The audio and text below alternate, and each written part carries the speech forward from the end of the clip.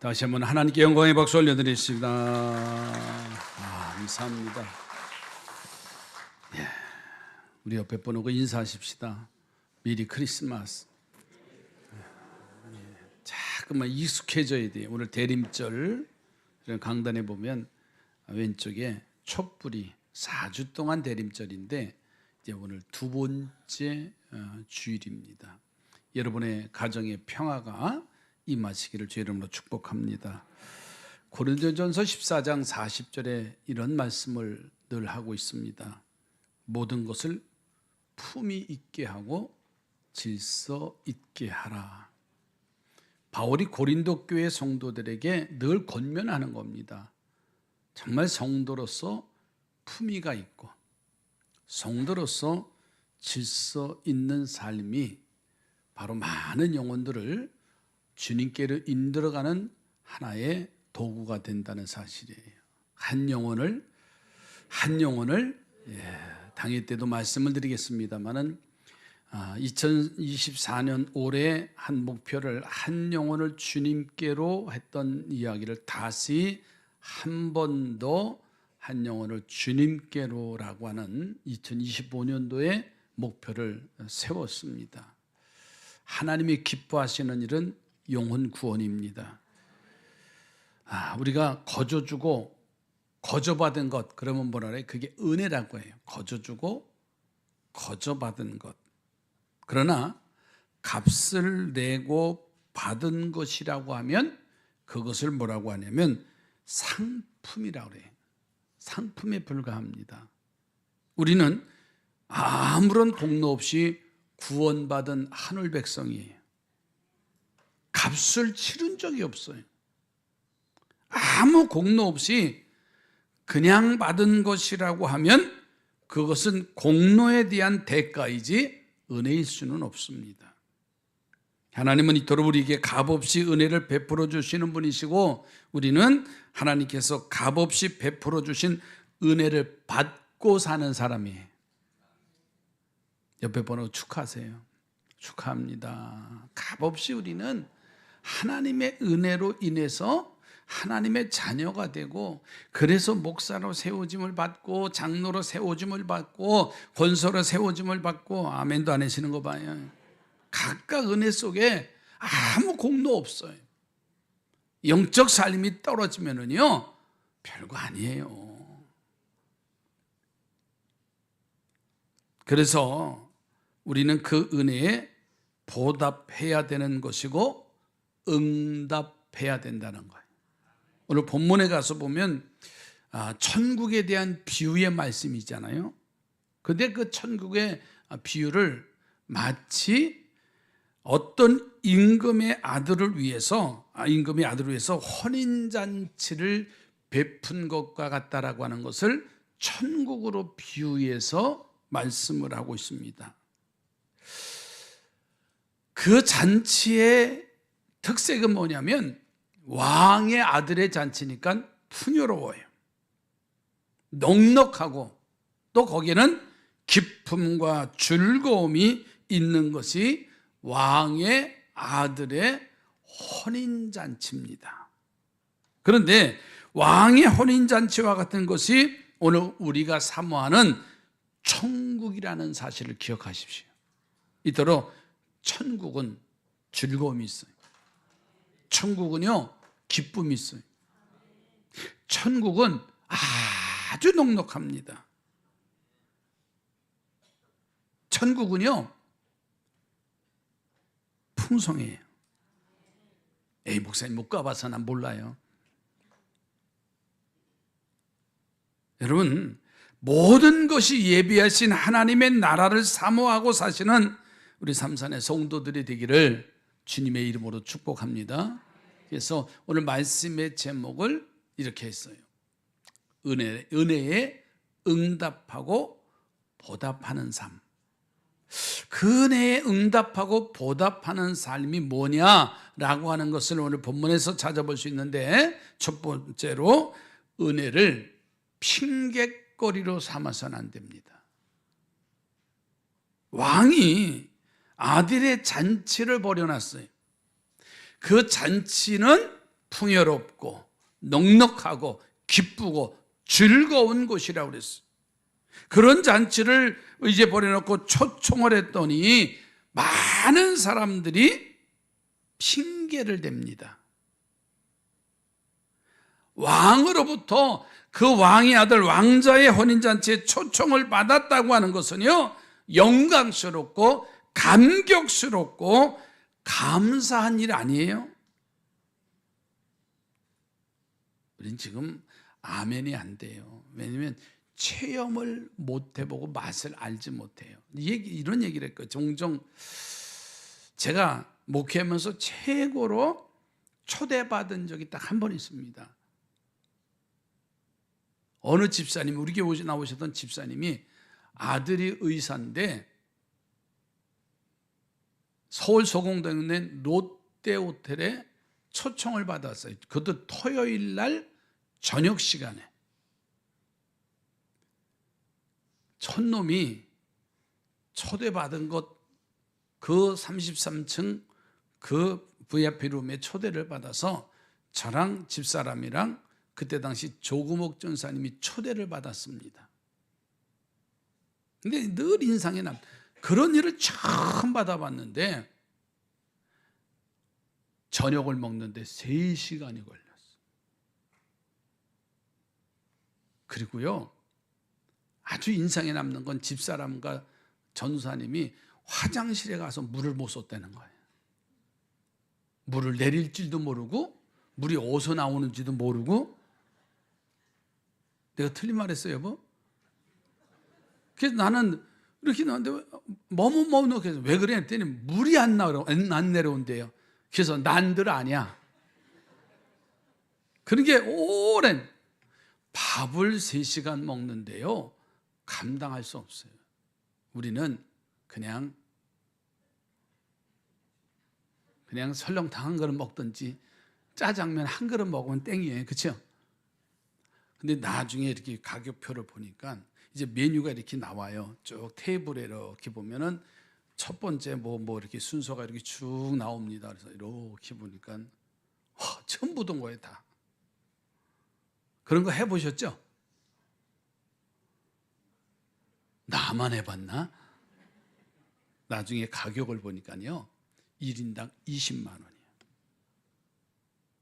내 시골 촌놈이, 부평 촌놈이 올라가서 주일날 시간인데 밥을 10시 끝났어요. 밤 10시에 와서 예배를 주일을 준비해야 되는데, 그래서 내 속마음이 어떤 마음이냐면, 에휴, 짜장면 한 그릇 사주고 돈이나 주지. 이게 사람의 마음인 거예요. 내가 경험해보지 못했기 때문에. 여러분, 그런 자리에 초대를 받아보면은 경험을 하고, 이런 거구나. 여쭤볼게요. 다음에 그런 초대를 받으면 갈까요, 안 갈까요? 왜 가요? 평상시에 맛보지 못했던 그 맛이 있어요. 누가 요즘 또 초대를 안 해나 기다리고 있어요. 여러분, 한 개인의 초대를 받아도 그런데 왕의 초대를 받고 난 그들의 그 잔치의 상황을 한번 보세요. 그런데 단 한 사람도 그 감격스러운 자리에 초대에 응하지 않은 게 문제예요. 여러분, 여러분이 초청을 받은 것 가운데 이러한 사람이 나에게 초청을 했구나 하는 초청은 받아보았어도 왕의 아들의 혼인잔치에 와달라고 하는 초청은 아무도 받아보지 못했을 겁니다. 그런데 놀랍게도 저와 여러분이 왕의 아들의 혼인잔치에 초청을 받은 하늘 백성이 된 줄로 믿습니다. 참으로 영광스러운 일이 아닐 수 없어요. 이 영광스러운 혼인잔치에 두말할 것 없이 꼭 참석해야 돼요? 안 해야 돼요? 참석해야지요. 왜냐하면 초청을 받은 거는 영광의 자리입니다. 왕의 혼인잔치의 거국적인 경사이기 때문에 그 자리에 꼭 추천을 참여를 해야 됩니다. 또 왕의 아들의 혼인잔치에 참여하도록 초청을 받은 사람은 여러 사람들 가운데 모두가 아니에요. 선택을 받은 사람들이 그 왕의 아들의 혼인잔치에 초청을 받았기 때문에 그래요. 자, 그런데 사람들은요, 그럼에도 불구하고 하나같이 다 거절을 했어. 혼인잔치에 가지 못하게, 참여하지 못하겠다고 하는 몇 가지의 이유가 있습니다. 오늘 본문 속에 보면은 밭을 샀기 때문에 그 초청에 응하지 못합니다. 또 하나는 장사하는 일이 너무나 바빠서 가지 못하겠다는 사람이었어요. 자, 그런데 누가복음 14장 18절 20절에는 추가적인 내용이 나와요. 또 한 사람은 이르되 나는 소 5 겨리를 샀음에 시험하러 가니 청컨대 나를 양해하도록 하라 하고, 또 한 사람은 이르되 나는 장가 들었으니 그러므로 가지 못하겠노라 하는지라. 예, 여기서 소 5마리를 사서 그래서 바빠서 못 갑니다. 야, 이 장면. 또 한 사람은 뭐예요? 장가를 들어서 그 초대에 응하지 못한다는 이야기예요. 자, 그런데 그들의 핑계를 대는 이유는 정말 그 잔치 자리에 참석하지 못할 이유가 있을까라는 거예요. 오히려 바꾸어 생각해 보면요, 이 잔치에 참여하지 못하겠다고 말한 핑계는 못 참석할 핑계가 아니라 당연히 참석해야 되는 중요한 이유인 것을 우리는 알아야 돼요. 자, 보세요. 밭을 샀기 때문에 못 간다. 여러분, 나라가 왕이 잘 나라를 다스려서 경제가 좀 돌아가고 밭을 살만하니까는 감사해서 그 초대 자리에 응해야 되지. 아니, 힘들고 어려울 때, 그럴 때는 이해가 가요. 그런데 밭을 샀기 때문에 못 간다? 아니, 또 한 가지죠. 장사에 바빠서 못 간다. 여러분, 나라의 일이 안 돼서 장사도 안 될 때 사람이 오면 가겠다는 이야기인가요? 장사가 잘 되면 왕이 나라를 잘 다스려서 장사가 잘 되니 감사한 일이기 때문에 거절할 일은 아닙니다. 소 5겨리나 사서 못 가겠다고요? 오늘날로 말하면 내 집에 승용차가 5대 정도 굴릴 정도의 여유로운 삶을 산다고 하는 이야기 아니에요? 그러면 감사하면서 그 잔치에 초대에 응해야 되지요. 생각이 바뀌어지지 않으면 이 말입니다. 망하면 그 초대에 응해서 갈 수 있을까요? 장가를 못 가서 못 간다? 하나님이 좋은 신부를 딱 지어 결혼하게 되었으니 얼마나 감사한 일이에요. 그러나 결혼식 끝나고 요즘 말로 말하면 주일 성수도 안 하고 여행 가는 일. 주일 예배 드리고 신혼여행을 떠내도 되는 거 아니에요? 다 거꾸로 생각해 보면은 정말 감사할 일이 되고 은혜 속에 거할 일이에요. 여러분, 이 핑계를 생각해 보면 잔치 자리에 참여할 조건들인데 오히려 핑계거리가 돼서 잔치에 참석하지 않는다는 것이 말이 되지를 않아요. 감사할 조건을 가지고 감사는커녕 배은망덕하며 왕의 아들의 혼인잔치에 못 가겠다고 하는 핑계거리를 삼는다는 이것이야말로 말도 안 되는 이야기거리 가운데 하나라고 보면 됩니다. 오늘 우리는 핑계거리로 삼았던 모든 구실이 핑계거리가 아니라 감사할 조건이었다고 하는 것을 생각해 보시기 바랍니다. 우리 옆에 보내고 축복하십시오. 감사할 거리를 찾아봅시다. 그렇죠? 지난 1년 동안의 삶의 모습에 감사할 거리를 찾아보면 돼요. 그런데 불평과 불만과 원망과 상황을 보면은 지금 말할 수 없는 어려운 가운데예요. 그런데 그럼에도 불구하고 여기까지 온 것은 주님의 은혜요 축복이라고 하는 감사의 조건을 가지면 그 핑계거리가 도리어 바뀌어진다는 거예요. 또한 이것은 예수님이 비유 가운데 말씀하신 것이 아니라 우리들이 지금 그렇게 하고 있다고 하는데 지금 문제가 되는 거예요. 한번 생각해 보세요. 가난할 때는 매달려서 금식을 하고 하나님 앞에 간구하고 축복해 달라고 얼마나 기도했어요.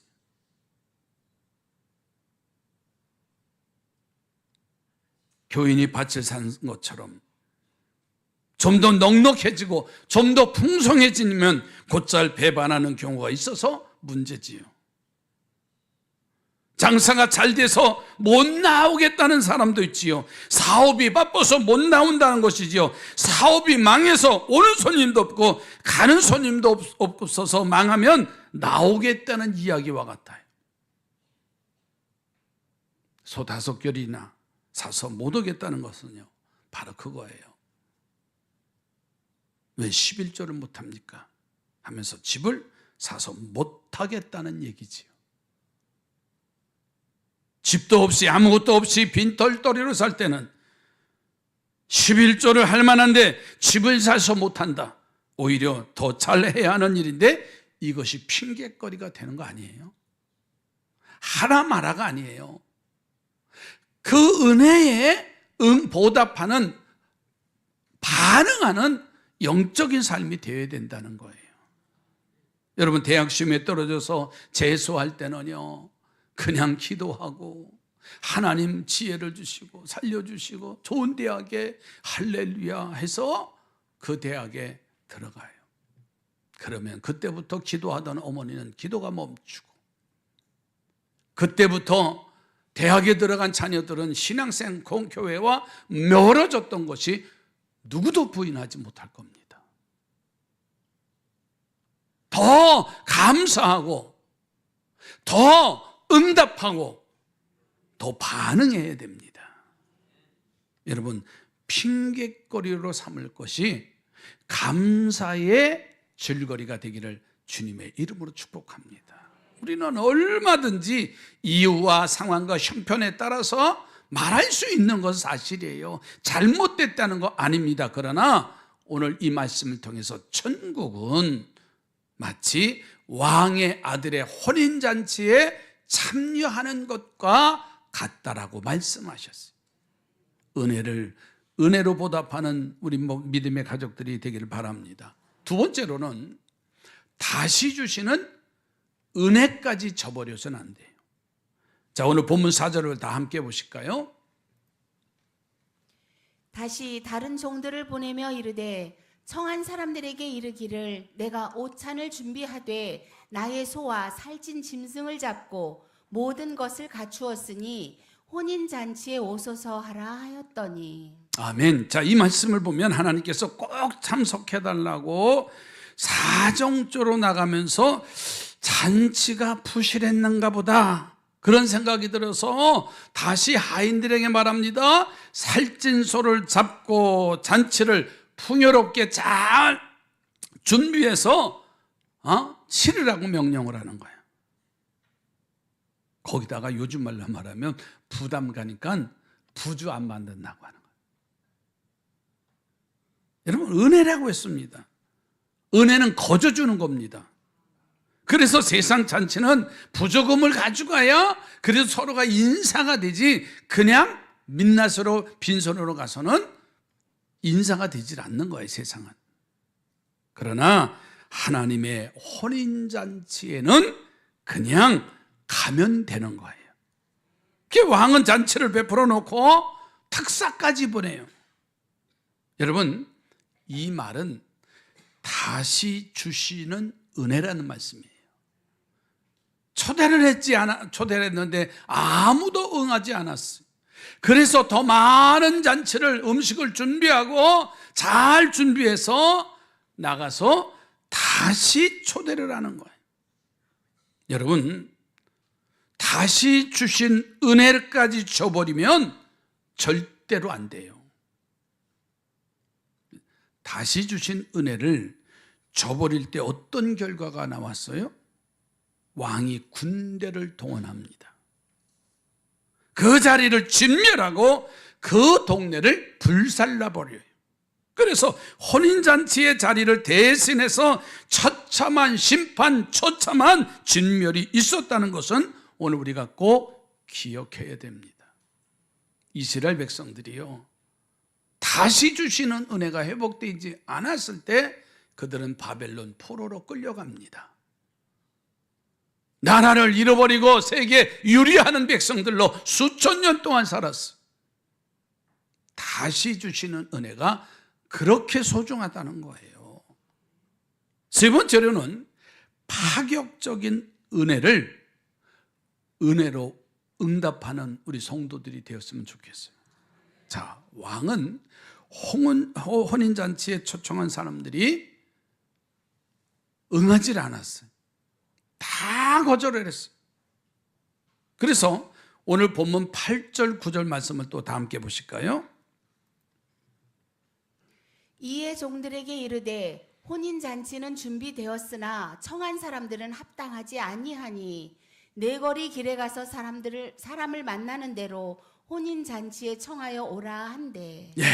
다시 주시는 은혜를 거절하니까는 종들을 보내서 동네 사거리에 나가서 오가는 사람들, 거기는 선한 사람, 거기는 악한 사람, 무조건 누구나 다 이 혼인잔치에 초대하는 파격적인 은혜의 사건이 나타나요.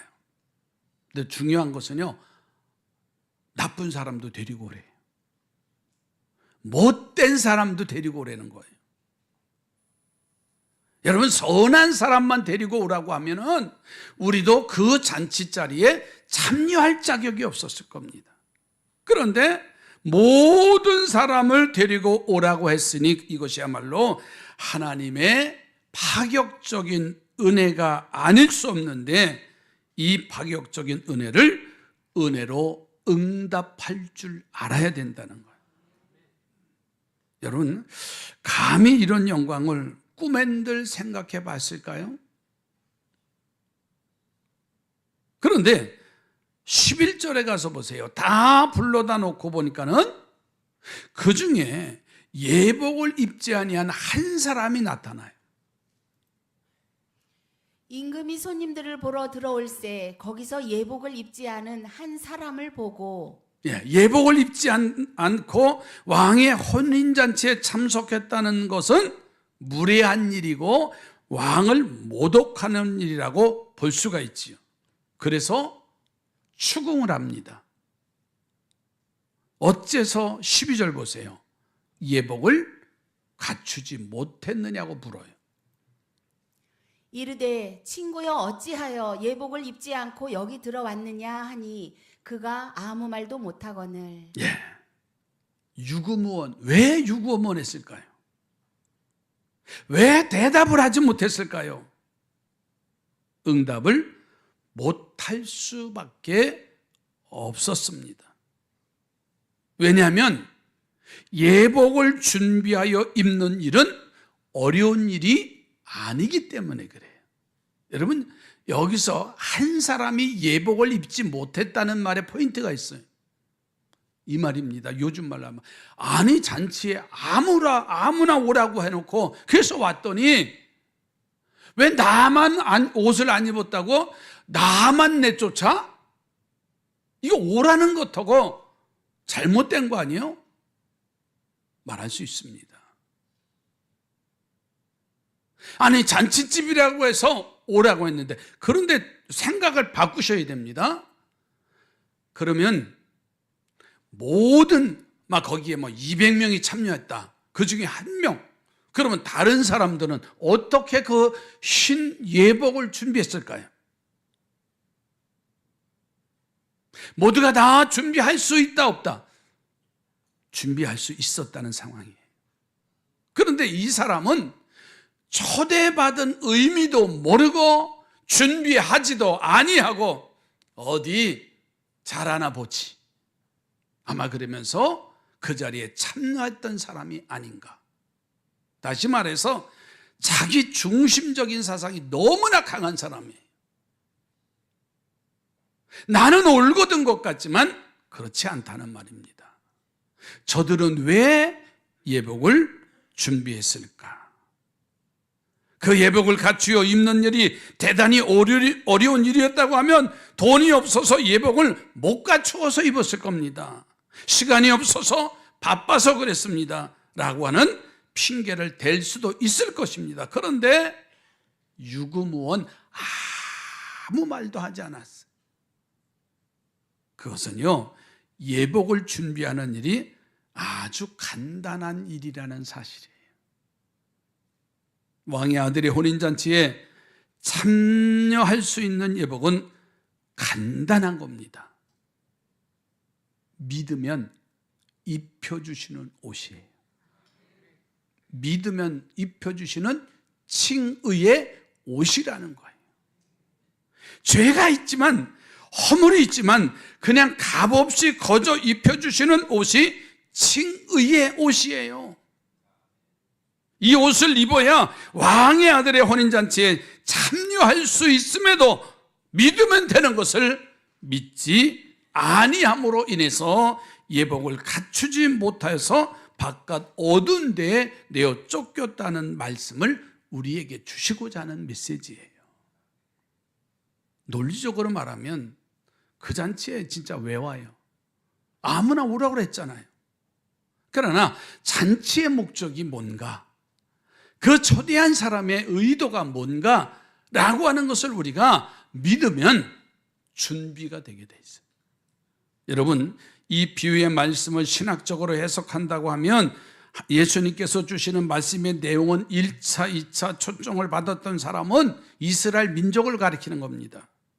그리고 사거리에서 가서 악한 자나 선한 자를 다 불러 모으라고 하는 것은요, 선택됐던 백성이든 선택받지 못한 백성이든지 다 데리고 오라는 초청이에요. 자, 그런데 이스라엘 백성들이 거절했잖아요. 결국은 나라가 망하고 불타버리고 수천 년 동안 나라 잃어버린 유리하는 백성이 됐어요.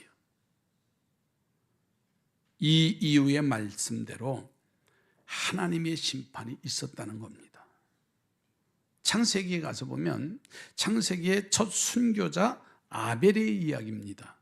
그런데 가인은 버림을 벗고 아벨이 선택을 받은 것을 볼 때 거기에는 하나님의 구속의 섭리가 들어있더라고요. 그 하나님의 구속의 섭리가 있는데 아벨은 부모로부터 하나님이 가죽옷을 입혀주신 이야기를 들어요. 아담과 하와가 범죄해서 동산나무 숲에 숨었다고 그랬어요. 그리고 벗은 줄 알고 부끄러워서 나뭇잎으로 가렸습니다. 그런데 그 나뭇잎이 말라서 다 부스러져 벌거벗은 몸으로 수치가 드러나요.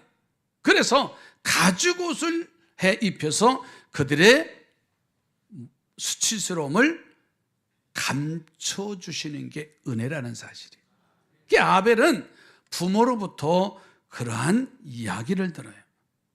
그런데 아벨에게도 예복이 필요했던 것처럼 오늘 나 같은 죄인에게도 하나님께서 속죄의 양이신 예수 그리스도를 이 땅에 보내주시고 십자가의 죽으심으로 우리의 죄와 허물을 다 용서해 주셨어요.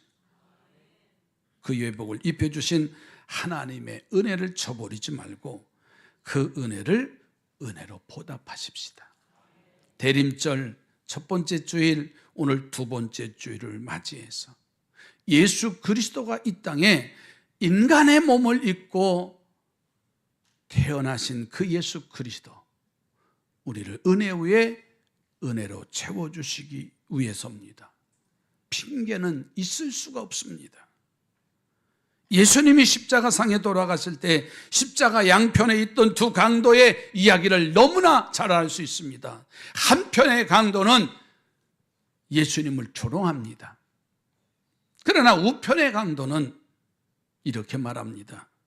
당신은 아무 죄가 없어서 십자가를 지지만 우리는 죄가 있어서 십자가를 당연히 지는 것입니다.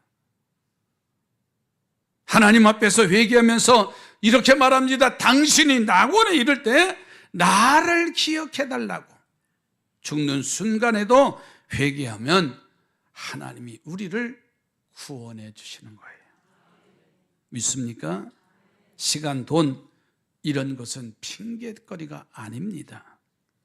하나님을 믿기만 하면 칭의의 옷을 입혀주시고 거저 입혀주시는 주님 앞에 부끄러움 없이 설 수 있는 우리 삼산의 성도들이 됐으면 좋겠어요. 고린도전서 14장 40절의 말씀처럼 바울이 고린도 교회를 향해서 한 말씀이 고린도 교회 성도들이요 품위가 있고 질서 있는 생활을 하라고 누누이 강조합니다. 여러분, 우리가 이 은혜를 입었잖아요. 우리는 이 은혜에 응답하고 보답하는 삶을 살아가야 됩니다. 다시 주시는 은혜에 우리는 반응을 해야 돼요. 그 다시 주시는 은혜를 깨닫지 못하면 우리는 영원히 심판받을 대상이 될 수밖에 없어요. 나를 구원해 주신 하나님, 이 비유의 말씀을 통해서 이 핑계 저 핑계 대선 안 된다는 거예요.